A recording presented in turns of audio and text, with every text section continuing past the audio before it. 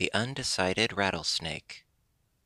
It is not often that one of the forest people has any trouble about making up his mind, but there was one large rattlesnake who had great difficulty in doing so.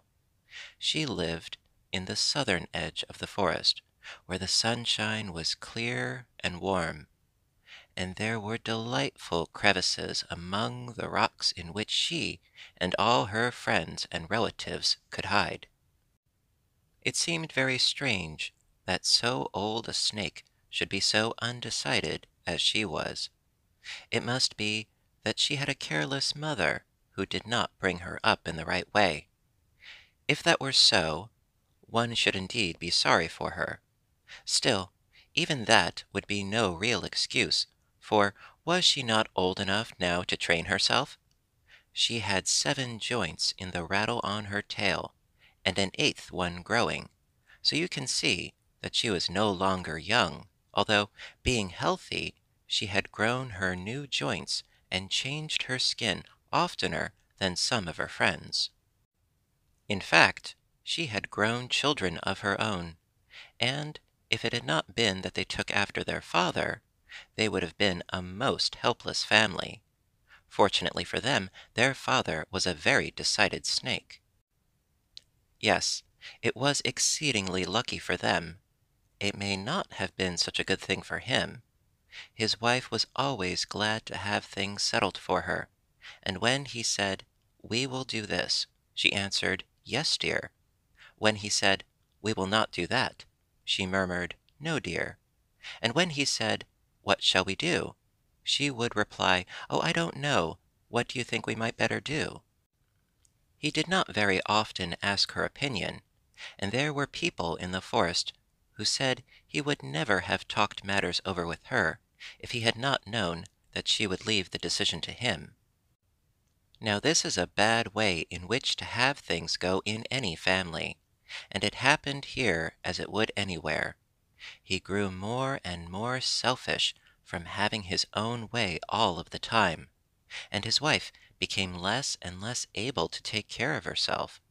Most people thought him a very devoted husband. Perhaps he was. It is easy to be a devoted husband if you always have your own way. One night, Mr. Rattlesnake did not return to their home. Nobody ever knew what had become of him. The red squirrel said that Mrs. Goldfinch said that the biggest little rabbit had told her that the groundhog had overheard Mr. Crow say that he thought he saw somebody that looked like Mr. Rattlesnake chasing a field mouse over toward the farm, but that he might have been mistaken. This was all so uncertain that Mrs. Rattlesnake knew no more than she had before. It was very trying. "If I only knew positively," she said to her friend, Mrs. Striped Snake, "I could do something, although I am sure I don't know what it would be." Mrs. Striped Snake tried to help her. "Why not have one of your children come home to live with you?" she said pleasantly, for this year's children were now old enough to shift for themselves. "I've thought of that," answered Mrs. Rattlesnake, "but I like a quiet life, and you know how it is. Young snakes will be young snakes. Besides, I don't think they would want to come back." "Well, why not be alone then?" "Oh, it is so lonely," replied Mrs. Rattlesnake with a sigh. "Everything reminds me so of my husband, and that makes me sad. If I lived somewhere else, it would be different." "Then why not move?" said Mrs. Striped Snake briskly. "I would do that. Find a nice crack in the rock just big enough for one, or make a cozy little hole in the ground somewhere near here. Then if he comes back, he can find you easily. I would do that. I certainly would." She spoke so firmly that Mrs. Rattlesnake said she would. She would tomorrow. And her friend went home thinking it was all settled. That shows how little she really knew about Mrs. Rattlesnake. The more Mrs. Rattlesnake thought it over that night, the more she dreaded moving. "If he does not come back," she sighed, I may marry again in the spring, and then I might have to move once more. I believe I will ask somebody else what I ought to do." So in the morning she began to consult her friends. They all told her to move, and she decided to do it. Then she could not make up her mind whether to take a rock crevice or make a hole in the ground. It took another day of visiting to settle that it should be a hole in the ground.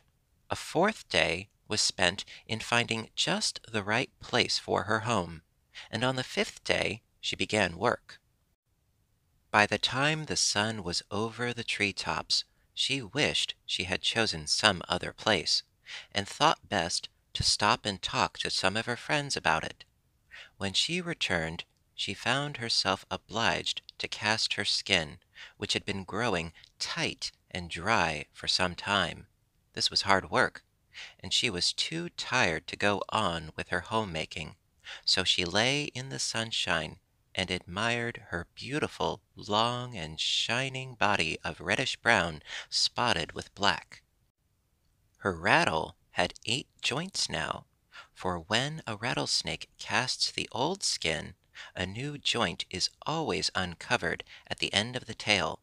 She waved it quickly to see how an 8-jointed rattle would sound.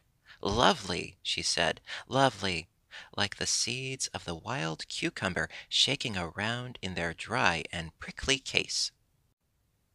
One could not tell all the things that happened that fall, or how very, very tired her friends became of having her ask their advice.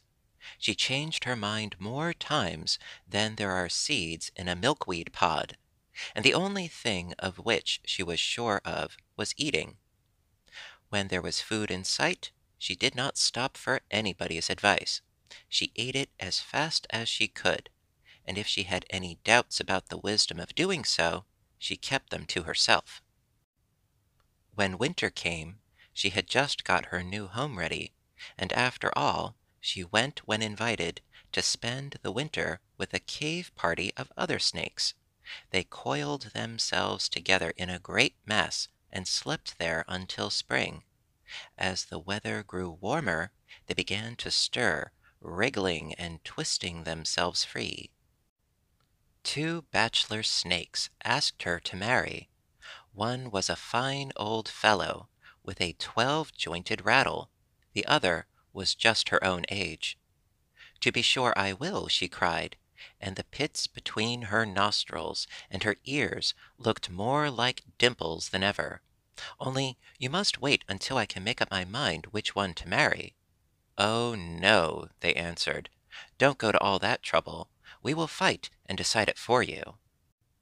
It was a long fight, and the older of the 2 snakes had a couple of joints broken off from his rattle before it was over. Still he beat the other one and drove him away. When he came back for his bride, he found her crying. "What is the matter?" he said, quite sternly. "Oh, that poor other bachelor!" she sobbed. "I believe I will go after him. I think perhaps I love him the better."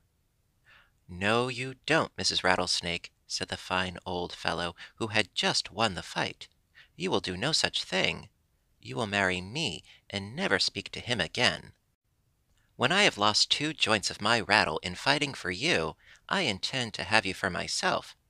And I say that you love me very dearly. Do you hear?" "Yes, darling," she answered, as she wiped her eyes on the grass. "Very dearly." And they lived most happily together. "He reminds me so much of the first Mr. Rattlesnake," said she to her friends. "So strong, so firm, so quick to decide." And the friends said to each other, "Well, let us be thankful he is. We have been bothered enough by her coming to us for advice, which she has never followed."